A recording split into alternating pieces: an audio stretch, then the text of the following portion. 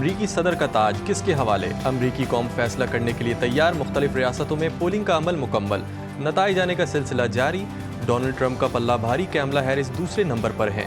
New Hampshire, جنوبی Carolina, Vermont, Virginia, Alabama اور Georgia, Florida, Kentucky میں بھی پولنگ کا وقت ختم۔ نئے صدر کے انتخاب کے لیے ووٹرز نے بڑی تعداد میں پولنگ میں حصہ لیا۔ 270 الیکٹورل ووٹ حاصل کرنے والا اگلا صدر منتخب ہوگا۔ پنسلوینیا میں 4000 اوورسیز کے ووٹ مسترد ہونے کا امکان، مختلف شکایات کی بنا پر اوورسیز ووٹرز کو ووٹ چیلنج کیا گیا۔ ٹیسلا اور ایکس کے مالک ایلن مسک کا ٹیکساس میں ووٹ کاسٹ کیا۔ فلوریڈا اور جیکسن ویل پولنگ اسٹیشن سے مشتبہ پیکٹ برآمد۔ واشنگٹن ڈی سی سمیت کئی شہروں کی سیکیورٹی انتہائی سخت، پولیس اہلکاروں کی چھٹیاں منسوخ۔ وائٹ ہاؤس اور کیپٹل ہل کے اطراف باڑ نصب کر دی گئی۔ امریکی تاریخ میں آج الیکشن کا اہم ترین دن، ووٹرز پرجوش، لوگ امریکہ کو دوبارہ عظیم بنانا چاہتے ہیں۔ ڈونلڈ ٹرمپ کہتے ہیں ووٹ گننے کے لیے 2 سے 3 دن لگنے کی کوئی وجہ نہیں۔ جو بھی ہمارے ملک میں قانونی طور پر آنا چاہتا ہے آ سکتا ہے۔ میں صرف غیر قانونی تارکین وطن کے خلاف ہوں۔ اپنے لوگوں سے کہتا ہوں بہتر مستقبل کے لیے اپنا ووٹ کاسٹ کریں۔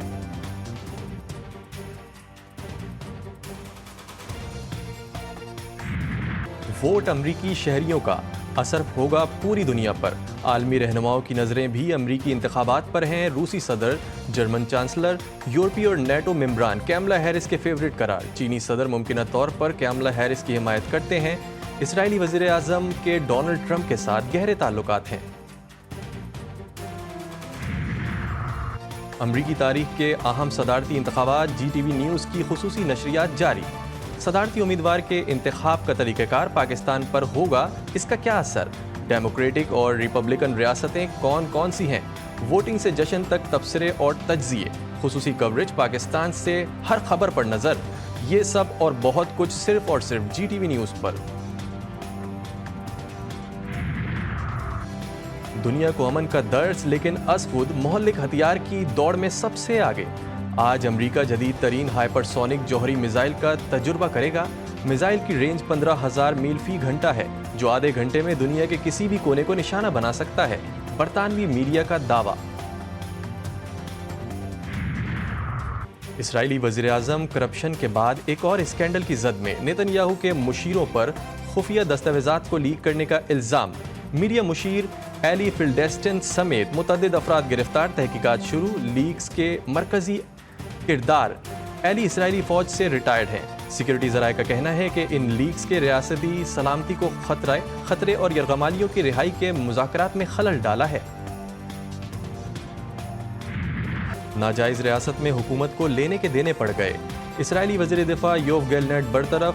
اپوزیشن جماعت کی احتجاج کی کال۔ کارٹس کو نیا وزیر دفاع مقرر کرنے پر تل ابیب کی سڑکوں پر پرتشدد مظاہرے، ہزاروں افراد نے اپنے وزیر اعظم کو پاگل شخص قرار دے دیا۔ نیتن یاہو کا چیف آف اسٹاف رونن بار کو بھی برطرف کرنے کا منصوبہ۔ لبنان میں اسرائیلی فوج کے انسانیت سوز مظالم، خیام دیر الزہرانی اور طائر سمیت کئی علاقوں پر زمینی اور فضائی حملے۔ 24 گھنٹوں میں مزید 16 افراد شہید، 90 سے زائد زخمی۔ اسرائیلی ڈرون حملے میں ایک مسجد بھی تباہ۔ شہداء کی مجموعی تعداد 3000 سے تجاوز کر گئی، 13000 سے زائد زخمی۔ مسلسل جنگ اور حملوں کے باعث 12 لاکھ سے زائد لبنانی بے گھر، روزانہ کی بنیاد پر 600 سے زائد شہریوں کی نقل مکانی۔ غزہ میں اسرائیلی فوج کی دہشت گردی، غزہ پر شدید بمباری۔ 24 گھنٹوں میں 70 فلسطینی جان سے گئے، کمال عدوان اسپتال پر ایک بار پھر حملہ کیا گیا۔ شمالی غزہ پر بھی صہیونی فوج کے فضائی حملے، بیت الحیا میں بھی درجنوں فلسطینی لقمہ اجل بنے۔ شہداء کی مجموعی تعداد 43,391 ہو گئی، 1,22,000 سے زائد فلسطینی زخمی۔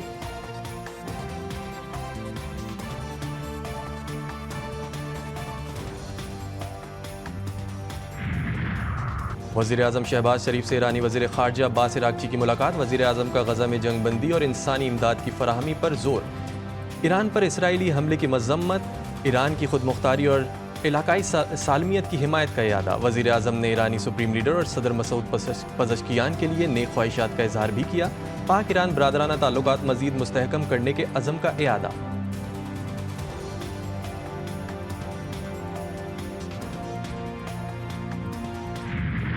باغوں کا شہر آج بھی شدید دھند کی لپیٹ میں، الصبح ایئر کوالٹی 900 سے زائد ریکارڈ، فضا انتہائی مضر صحت قرار، کھانسی، وائرل فلو، گلا خراب اور دیگر بیماریوں میں اضافہ، دھواں پھیلنے سے روکنے کی کڑی نگرانی، بچاؤ کے اقدامات پر سخت عمل درآمد، پنجاب حکومت اور دیگر متعلقہ اداروں کے مختلف حربے، تعلیمی اداروں کی بندش، مزید علاقوں میں لاک ڈاؤن لگانے کی تجویز، جمعہ ہفتہ اسکول، کالجز اور یونیورسٹیز بند کرنے کی تجویز دی گئی۔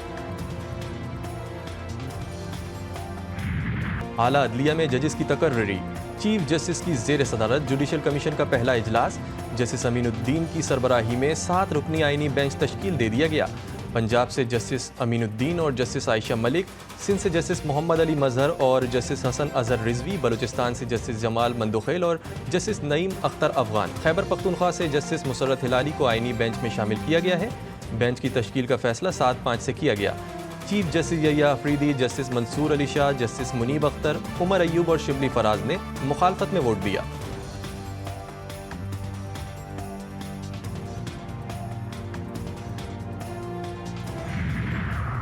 دونوں ایوانوں میں ہونے والی قانون سازی پر سیاسی ہلچل، پی ٹی آئی رہنما اسد کیسر کی مولانا فضل الرحمان سے ملاقات، اعلیٰ عدلیہ اور فوج سے متعلق قانون سازی پر مشاورت کی گئی۔ پی ٹی آئی کے وکیل فیصل چودھری کا کہنا ہے کہ ہمارا اور مولانا فضل الرحمان کا حکومتی قانون سازی کے خلاف موقف ایک ہے، اس قانون سازی کو غلط قرار دیتے ہیں، جس طرح سے آئینی بینچ بنایا گیا وہ عدلیہ پر حملہ ہے۔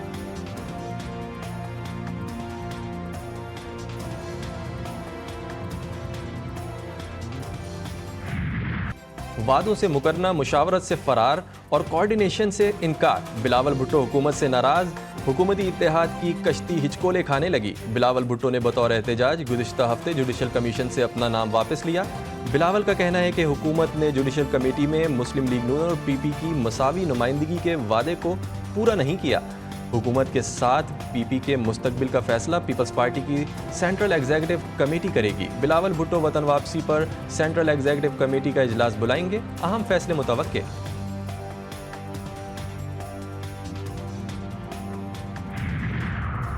کراچی کے علاقے ڈیفینس سے خاتون کی لاش ملنے واقعے میں اہم پیش رفت، فرانزک رپورٹ میں خاتون پر تشدد کا کوئی نشان نہیں پایا گیا۔ پولیس نے بے ہوشی میں ملنے والے شخص کا بیان ریکارڈ کر لیا۔ مذکورہ شخص رشتے میں لڑکی کا بہنوئی ہے۔ مذکورہ شخص نے بتایا کل صبح 8 بجے سالی کو گھر کے باہر سے پک کیا تھا، اچانک گاڑی میں دھواں بھر گیا، باہر نکلنے کی کوشش میں بے ہوش ہو گئے۔ پولیس کا کہنا ہے کہ پوسٹ مارٹم کے بعد ہی حتمی موت کا تعین کیا جائے گا۔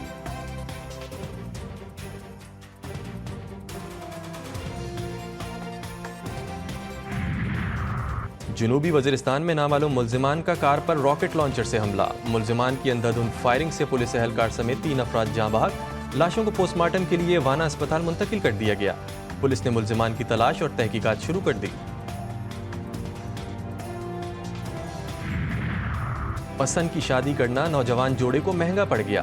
لاڑکانہ کے بیت المال کالونی میں مسلح افراد کی فائرنگ سے میاں بیوی قتل، دونوں نے کچھ عرصہ قبل پسند کی شادی کی تھی۔ قتل کی واردات کے بعد ملزمان فرار، پولیس نے تحقیقات شروع کر دی۔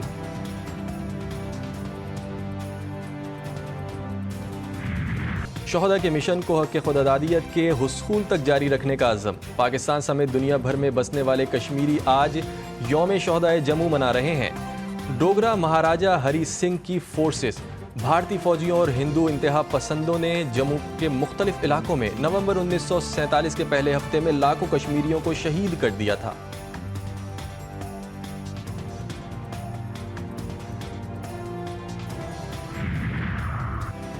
پاکستان اور آسٹریلیا کے درمیان دوسرا ون ڈے 8 نومبر کو کھیلا جائے گا۔ قومی کھلاڑی میلبرن سے ایڈیلیڈ پہنچ گئے۔ قومی اسکواڈ کل ایڈیلیڈ اوول میں پریکٹس کرے گا۔ میزبان ٹیم کو 3 میچز کی سیریز میں 1-0 کی برتری حاصل۔